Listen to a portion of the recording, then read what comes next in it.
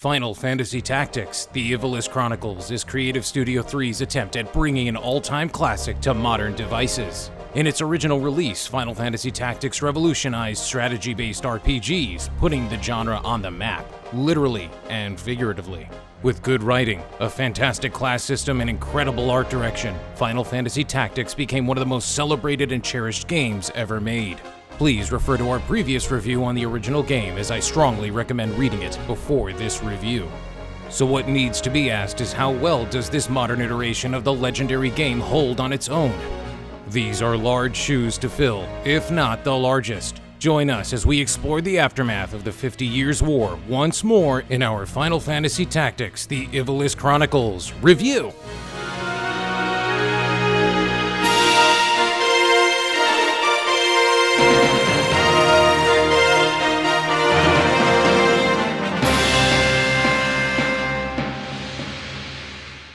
To those such as myself who have played the original and the War of Lions version on the PSP, will quickly realize a rather sizable amount of disappointment in a multitude of categories.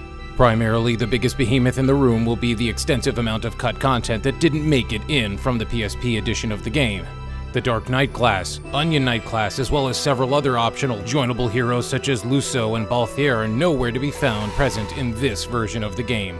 The disappointment doesn't stop there. All features that would involve multiplayer as well were given zero effort to find new life into this port. Granted, the game is primarily best for its solo experience. The removal of these features took out a lot of value and unique experience that one could have had, as they had before.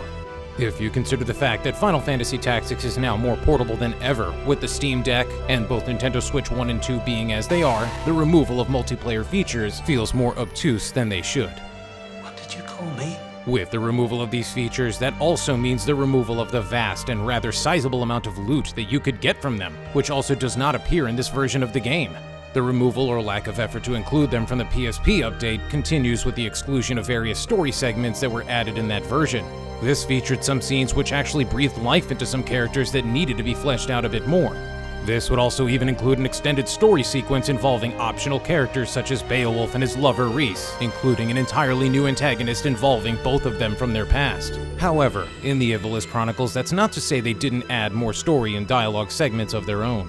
One particular addition is that certain choices you make will actually change the dialogue of certain events. Early on, there's a decision that can be made, and without spoiling it, will have a certain important character react far differently than if you were to make the other decision.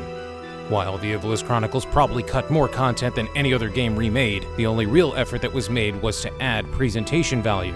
This includes things like voice acting, a refined UI, tweaks to various options, and quality of life features to further smoothen the experience for players new and old. A lot of these quality of life features are welcomed, but some of them actually felt as if they caused more harm to the game's health than they did good. One particular case of this is being able to completely opt out of random encounters. This, at face value, could be seen as a boon indefensibly, but due to how effective it is, causes the errant feature to feel rather redundant. While the errant system itself felt very easily exploitable through the means of save consuming and avoiding random encounters entirely, this was their chance to make it work more tangibly. All you have to do is move Ramza around the map a certain amount of days to have your men return, and since random encounters can be ignored, there's really no point to have the process at all. You literally just drag Ramza around a map and get free rewards. A perfect solution to this was actually present all along in one of Square Enix's other titles, Final Fantasy Tactics Advance 1 and 2, where full battles must be completed instead to fulfill the errand requirements. Fast-forwarding battle, however, certainly is a fantastic addition through and through. Final Fantasy Tactics is a grind-heavy game, and being able to speed up enemy and friendly turns will save players all kinds of time. However, hearing the sounds and voices sped up is a bit jarring and feels disengaging. Where this version of the game certainly does succeed, however, are still the very new features they did promise. The voice acting is utterly phenomenal and adds a lot more life into battles with the random banter that not only human characters say, but monsters as well. The sound of slaying a chocobo is hilarious. Their death cry will remain on your mind and always fulfill you with a good laugh. During my time playing the game, anytime I would slay one, it would follow with my wife in the background behind me laughing hysterically. The performances done by Ramza, Agrias, Mustadio, and Argoth especially deserve an accolade for their brilliant portrayals of their respective characters. Some cases, such as the voice behind Gefgarian, however, are not bad, but didn't fit the character as much as I would hope. I expected something far more scruffy, where if the voices were in Japanese, felt much more fitting for him.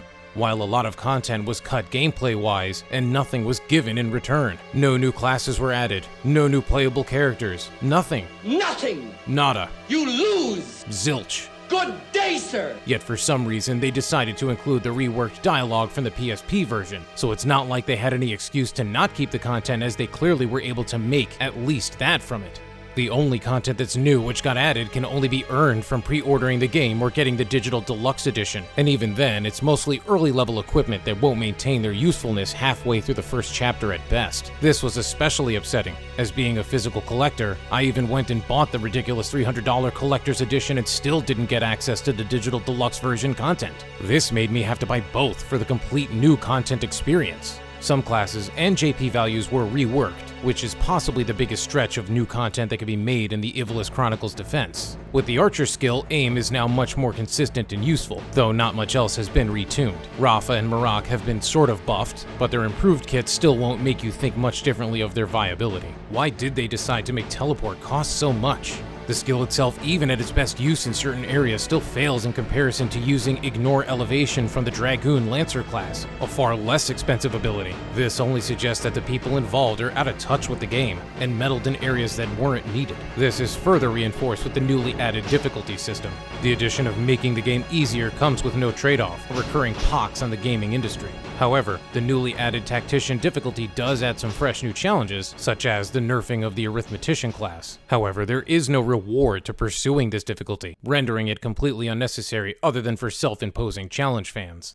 Final Fantasy Tactics: The Ivalice Chronicles, while still retaining its core as its one true saving grace, is not the release it deserved. There's cut content galore with nothing meaningful to fulfill their absence, as an inexcusable strike against the game. Nothing was added to fill this massive void other than presentational features and quality of life improvements. If you want a more fuller, intact version of the game, you are better off just playing the mobile version, which is still available for smartphones and for less than half the price. Final Fantasy Tactics is a legendary game, and possibly, if not the greatest strategy RPG to ever exist. It's sad to say, but it deserved way better than this. There's rumors of a potential sequel that may happen, but if Creative Studio 3 is behind it, I worry about its direction.